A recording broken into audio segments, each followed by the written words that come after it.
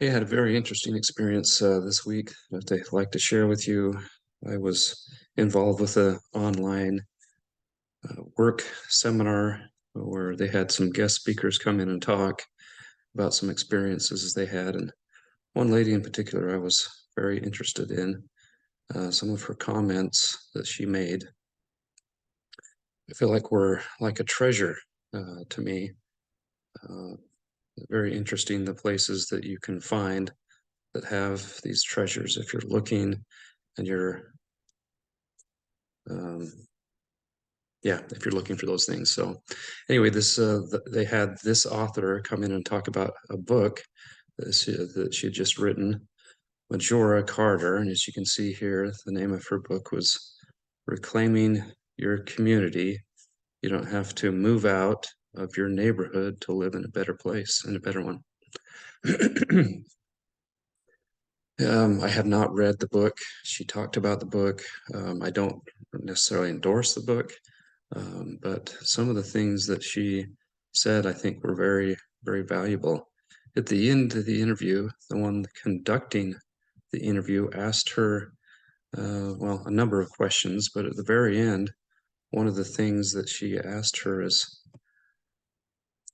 after we've spent an hour together learning more about you and your book, what is it that gives you direction? What is it that you feel like you're meant to do, or what's your why? And she stopped for a minute. She said, "Oh, wow." And this is what she said. I had to rewind the recording about 15 times to get the exact quote, but this is pretty much word for word what she said. She said, "I consider this work my ministry. God said to me, sorry, love God first, then love your neighbor. This is my manifestation of loving my neighbor." I think of my neighbors broadly. They're all over the world. I have seen and experienced how people's lives change when they feel good about being where they are. Hurt people hurt people. People who know and feel love often tend to reciprocate. If we think about broadening our definition of our environment to include our community and show how we move through it and in it and how it impacts us, whether it's a home or a local economic community center, that often defines how people relate to each other. And that's how we're going to create a better world. So that was her why. That was her manifestation, as she says, of how she was fulfilling God's commandment to love your neighbor. It impacted me, and I was listening to her talk about other things, and I think there's some disagreements, but who cares about that stuff? Her center purpose is helping other people. That is her why.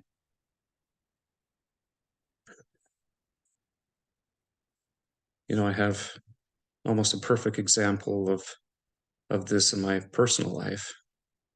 I've got a friend that I grew up with from elementary, probably even before that. I think we were in a preschool class together. I've known him for forever, and he was married for a while, and that didn't seem to work out. So he does have children that came from a previous marriage and grandkids actually. But if I was to ask him what his why, what his reason for living right now is, I haven't asked him that, but I know what he would say. It was caring for his parents. His dad since passed away, but he's caring for his mom now. And so years ago, he moved to southern Utah to stay with his parents because his dad was more than his mom could manage, required almost constant care. And so he lives and did live this example or this definition of love. He has suffered so much to help his parents, uh, for his his dad's benefit and currently for his mother's benefit. Before his dad passed away, he was mostly bedridden. I mean, he would get out of bed occasionally, but mostly spent most of his time there in his bedroom watching TV and doing some things, but he couldn't do much for himself. And so my friend did pretty much everything. And I've asked him details. I said, did you have to help him everything, like in the bathroom?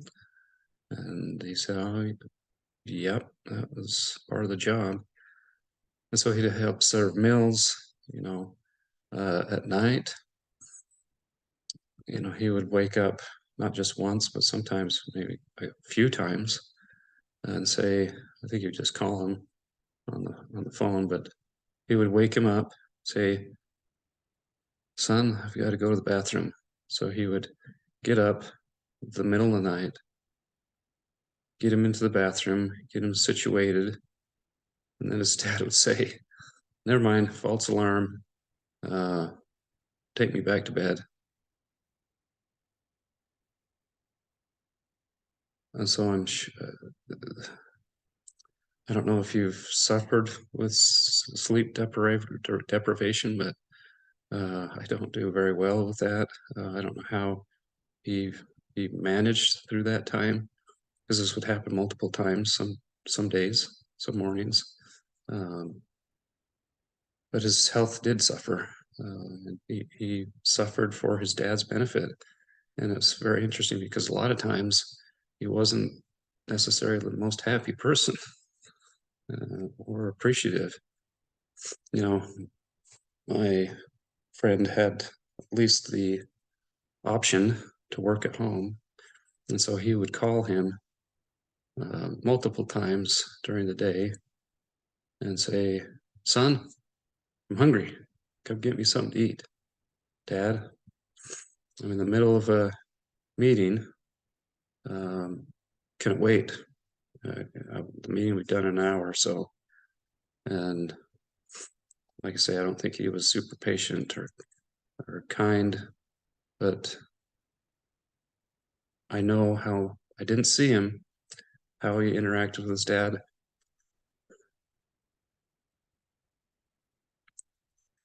But I know how how he must have acted because I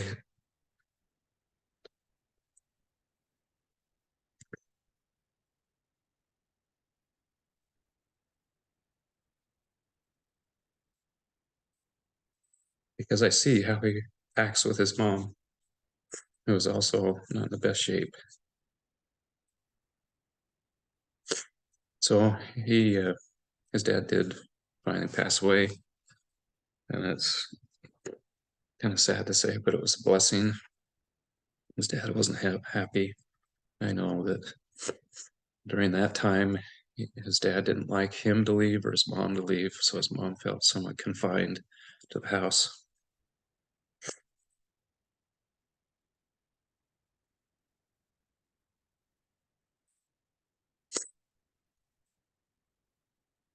But you should see the way that he treats his mom. Thank goodness we come over quite a bit, my son and I, but his mom is always happy and positive, even though she's got a lot of pain. So she's grateful for the service he provides. But he's so kind and patient with her. She has some dementia. She asks the same questions over and over. I'll come over. Yesterday night, we came over as we were done rock climbing, and I asked her how her day had gone and what she'd been doing. And she said, oh, I just got home from work. And I said, oh, really? Where do you work? And she said, hey, son, where do I work? And he said, mom,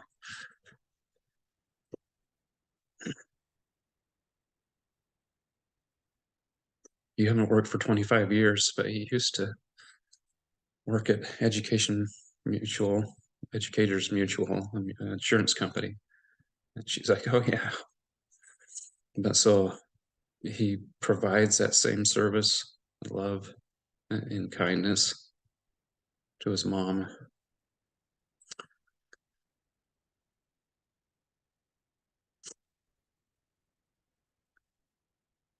So I'm the beneficiary of seeing this service, this great love that he provides to his parents and now to his mom.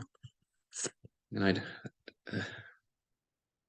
so what's my role in this situation?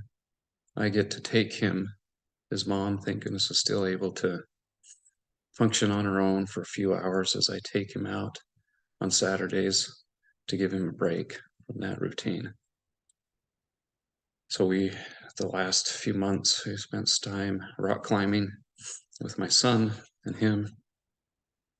So it's actually killing two birds with one stone. My son requires a lot of one-on-one time, and he also needs a sense of personal improvement and accomplishment.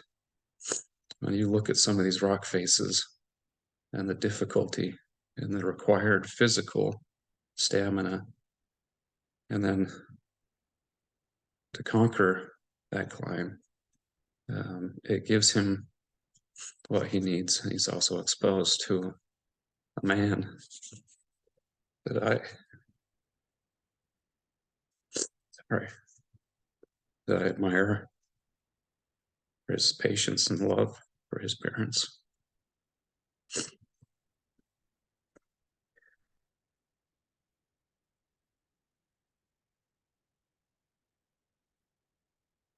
Jeez, I'm not this wimpy.